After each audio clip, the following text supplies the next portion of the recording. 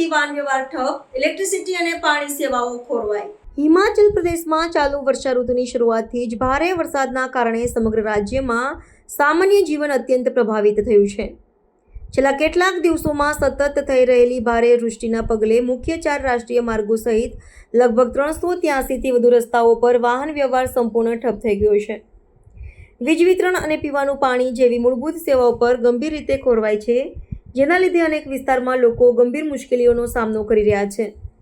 રાજ્ય આપત્તિ વ્યવસ્થાપન પ્રાધિકરણ મુજબ આગામી સાવચેતીના પગલાં લેવામાં આવી રહ્યા છે અને બચાવ તથા રાહત કામગીરીમાં અનેક સંસ્થાઓ જોડાઈ ગઈ છે। મોજૂદા ભરપર વરસાદના કારણે મંદી, કુલ્લુ અને ચંબા જિલ્લાઓ સૌથી વધારે પ્રભાવિત થયા છે।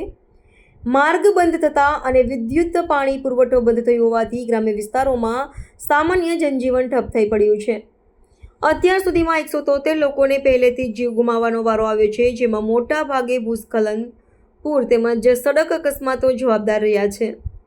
રાજ્ય સરકારે લોકોને નાની મોટી જગ્યાએ મુસાફરી ટાળો તથા સરકારની સૂચનાઓનું પાલન કરો તેવી અપીલ કરી છે।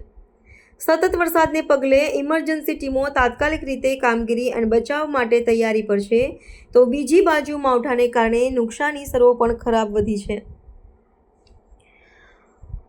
વરસાદી ઋતુ આપત્તિરૂપ સાબિત થઈ છે અને લાચાર વિસ્તારોમાં સામાન્ય સુવિધાઓ ઝડપથી સ્થાપિત કરવામાં સરકાર દ્વારા પ્રયાસો ચલાવાઈ રહ્યા છે।